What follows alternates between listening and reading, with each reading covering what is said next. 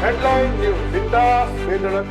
હાલ શ્રાવણમાં શરૂ થતા જુગારિયાઓ આર્થિક ફાયદા માટે જુગાર રમતા હોય છે. પોલીસ સઘન તપાસ કરી રહી હોય તેવામાં વડોદરા ગ્રામ્ય લોકલ ક્રાઇમ બ્રાન્ચના પોલીસ જવાનો ડભોઈ તરફ પેટ્રોલિંગમાં હતા તે અરસામાં પાક્કી બાતમી મળી હતી કે ડભોઈ તાલુકાના કુંવરવાડા ગામે નવી નગરી વિસ્તારમાં ખુલ્લામાં કેટલાક ઇસમો આર્થિક ફાયદા માટે જુગાર રમી રહ્યા હોય.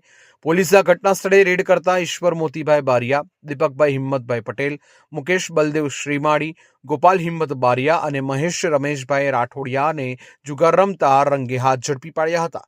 પોલીસે અંગઝડતીના ₹40,300 ને દાવ પરના 4550 એમ કુલ રોકડ રકમ મળી 44,850 તેમજ મોબાઈલ કુલ નંગ 4 કિંમત ₹40,000 મળી કુલ ₹84,850 નો મુદ્દામાલ કબજે કરી શ્રાવણીય જુગાર રમતા 5ને જેલને હવાલે કરી કાયદેસરની કાર્યવાહી હાથ ધરી હતી.